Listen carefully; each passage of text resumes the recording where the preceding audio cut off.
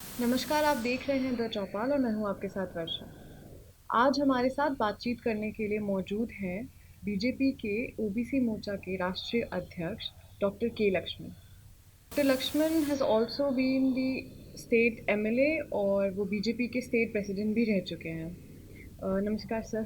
नमस्ते। Sir, your first visit to Bihar, sir how do you feel like यहाँ पे लोगों से इंटरेक्ट करके आपको कैसा लग रहा है? Since yesterday I am here, I see my cadre. They are very enthusiastic, energetic, and very committed to the party.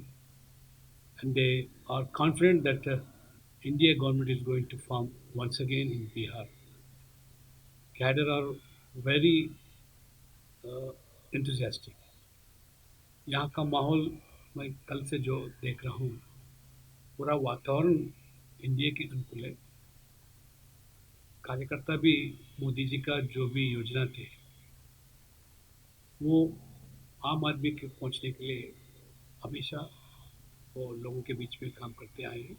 और ओबीसी मोर्चा यहाँ बिहार में जो है, it is very strong. They have committees in all the 45 districts. और एक मजबूत प्रदेश स्तर पर भी कमिटी है। हमारे ये चौहान के नेतृत्व में मंडल स्तर पे भी कमिटी बनी है।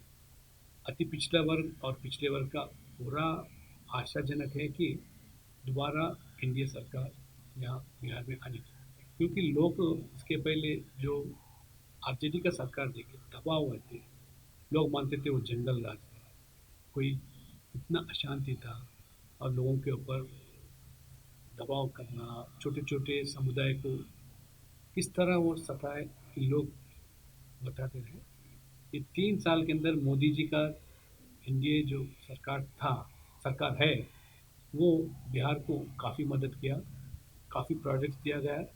और दिल्ली से मदद मिलने से यह तरक्की लोग देख रहे हैं। सड़क हो, बिजली हो, पीने के पानी हो, कृषि क्षेत्र हो, लगभग मोदी जी सरकार ने गरीबों के लिए जो योजना बनाई, प्रधानमंत्री जन धन योजना से लेकर किसान सम्मान योजना तक, हर आदमी का घर घर परिवार को मोदी जी का सरकार का जो पैसा दिया गया डायरेक्ट बेनिफिशियरी हुआ था। कोई दलाली नहीं था, मिडिल में नहीं था। इसलिए लोग समझते थे कि इस तरह मोदी जी हमारे बारे में सोचे, क्योंकि मोदी जी एक गरीब परिवार से आने के वजह से गरीबी भी क्या है वो महसूस करे। इसलिए गरीबों के लिए जितने भी योजना बना रहे, और ज़्यादा से ज़्यादा आप पिछले वर्ग अति पिछले वर्ग होने से लोग बिहार में मानते ये हमारा सरकार है। इसी तरह सरकार बिहार में होना चाहिए।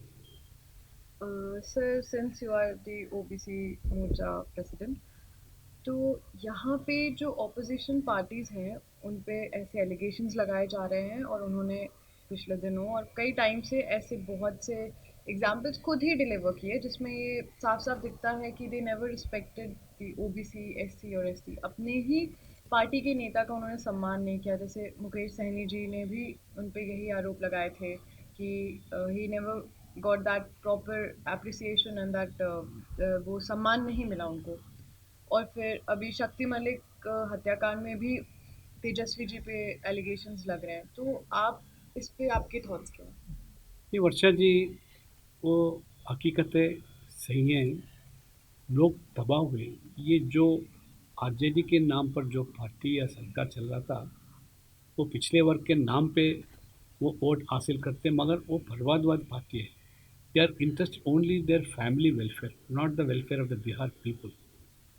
सो people have been tortured, more particularly the marginal sections और छोटे छोटे समुदाय जो economically backward class, most backward कहला जाता है यहाँ पे, उन पे और बीसी के ऊपर। मगर वो बीसी का ठेकेदार समझते, बीसी का नेता समझते, मगर कभी भी बीसी के हित के लिए वो काम नहीं किया गया है। इसीलिए कि जब पिछले वर्ग में अति पिछले वर्ग के लिए स्थानीय चुनाव के अंदर जब रिजर्वेशन का मुद्दा आया, हाईकोर्ट में जब आदेश भी दिया, जब लालू जी का सरकार था वो मना किया, बगैर रिजर्वेशन का ही चुनाव लड़ा। और बाद में नीतीश सरकार आने के बाद भारतीय जनता पार्टी के समर्थन से ये अति पिछड़े वर्ग के लिए भी या पिछड़े वर्ग के लिए जो रिजर्वेशन दिया गया, उसी के आधार पर आज मुख्य ग्राम के मुख्य बन सके, समिति प्रेसिडेंट बन सके, काउंसलर, चेयरमैन, मेयर बन सके, ताकि उनका अपलिफ्टमेंट पॉलिटिकली होना शुरू किया। यही नहीं, कांग्रेस भी हमेशा बीसी को वोटर के नाते देखे, मगर बीसी के हित के लिए कभी काम नहीं किया। लगभग हम नेहरू के ज़माने से देख रहे हैं।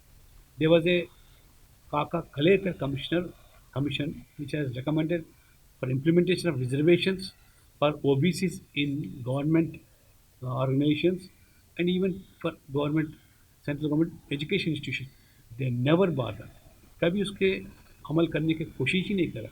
1955 में जो कमीशन बना, बाद में जो मंडल कमीशन बना, वो भी कब मंडल कमीशन भी बाद में, जब मुरारजी देसाई का सरकार जब आया, जब मंडल कमीशन बना, बाद में 1990 से ये 27% का जो लागू किया गया ओबीसी के लिए सेंट्रल गवर्नमेंट ऑर्गेनाइजेशंस में और सेंट्रल गवर्नमेंट एजुकेशन इंस्टीट्यूशन में, तब से लगातार आज ओबीसी का कभी कांग्रेस वाले बीसी के हित के लिए काम नहीं किया। और पहली बार मोदी जी आने के बाद हकीकत में first time in the history of Indian annuls a OBC has become a prime minister, and people feel that they own him, particularly poor people, weaker sections, they own him as their messiah.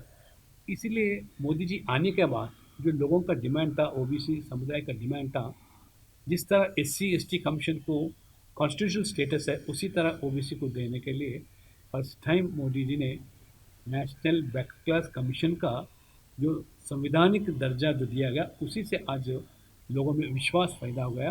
आज बहुत सारे समुदाय को OBC को central government organisation में 27% reservations लागू होने के बावजूद भी यहाँ के जो भी है क्लास 1 ऑफिसर्स में 8%, 9%, क्लास 2, क्लास 3, 4 में ऐसा 14, मगर ये कमीशन को जब ये दर्जा दिया गया, पूरा देश भर घूमने के बाद आज ओबीसी का रिजर्वेशन क्लास 1 में 14-15% पहुंचा और क्लास 3-4 में 21-22% पहुंचा।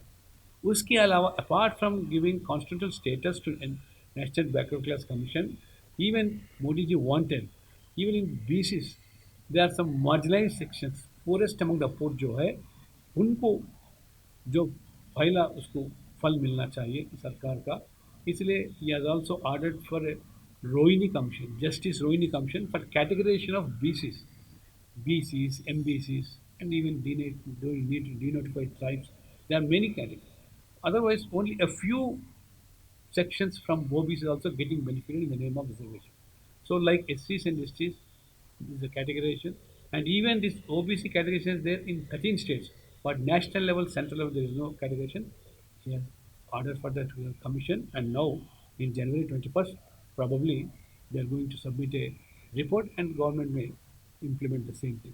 Apart from that, first time पहली बार मोदी जी सरकार ने मछुआरों के लिए, द फिशरमैन कम्युनिटी के लिए एक अलग मिनिस्ट्री दिया गया, अलग बजट दिया गया। This is the concern of Modi government towards poor, BCs, OBC and weaker section. इसीलिए लोग बिहार में लगभग 60% के ऊपर जो MBC, BC और वीकर सेक्शन माइनॉरिटी जो है, और लगभग 80-90% तक आए, वो सब मानते हैं कि ये मोदी जी का सरकार हमारे लिए, हमारा एक सरकार है, ये खुद ओन कर लेते हैं। इसलिए उस सपोर्ट का सरकार बिहार में बनना चाहिए, यही लोगों का यह मुद्दा है। Sir, this Bihar election is being considered as one of the most important election. और अभी कोई रैलीज भी नहीं हो सकती हैं, कोई गैदरिंग्स भी नहीं हो सकती हैं, तो आपको क्या लगता है कि how well is your party prepared for it? As I said, unfortunately, this corona issue made everybody physical contact or physical approach is not possible. तो वर्चुअल रैलीज हो चुके हैं। हमारे राष्ट्रीय अध्यक्ष नड्डा जी का और जो अपील था वो भी दौरा किया गया, और यहाँ का हमारा प्रभारी भूपेंद्र यादव जी है, हमारे यहाँ के अध्यक्ष जयसवाल जी है, काफ़ी लगातार लोगों के बीच में है, and meeting people virtually and physically it is not possible, and it's unfortunately the elections are due. Election Commission has given direction to conduct election in time.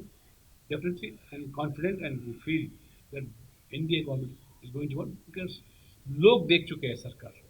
Nitish के नेतृत्व में 15 साल यहाँ का हुकूमत जो चल रहा है, आरजेडी के सरकार को अगर हमारे नीतीश जी एनडीए सरकार को देखने के बाद there is lot of variation.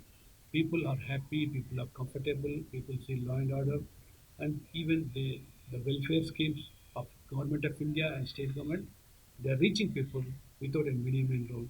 और किसी का दबाव नहीं है, जिस तरह आरजेडी के सरकार के ज़माने में था और लालचनास था, अभी लोग महसूस कर रहे हैं. मुझे उम्मीद है virtually or already people know and witness the development which is going on, and they're going to vote. And it is a different election, as you said. There may not be mass rallies, there may not be rallies. And unfortunately, when I came, I have seen people contacting me, and unfortunately, our Union Minister, Kiran Paswan, death, it was a really unfortunate incident happened. In spite of that, people now looking forward for this three-phase election. They are going to vote en masse in favor of BJP and JDU. So at last, we would like to know your political overview on Bihar politics. Bihar politics really is a vital for NDA and BJP because Uttar Pradesh and Bihar, they are the main contribution towards India's political districts. This Hindi belt, and particularly we have mustered support, and in with the alliance of JDU, Bihar we are going to one, and just like Uttar Pradesh, we have one on our own that's going to be repeated in Bihar. Definitely, it will have an impact because Nitish JDU is a partner of our India, and we equally respect them. And though some of our people carry have been seen since yesterday that due to this alliance we got 121, most of their chances have been now dropped, and some of the aspirants who could not get the chance, in spite of that, cadre are willing to work for the victory of BJP, work for the victory of India, and to see that because people also seen what all BJP has been said about 370 article, yeah, triple talaq, or what all the issues, even Ram मंदिर का मुद्दा जो भी था, जो मोदी जी ने BJP सरकार BJP party बार बार बोल रही थी, वो 6 साल के अंदर वो आज इम्प्लीमेंट करके आज सभी लोगों को विश्वास में लेते हैं.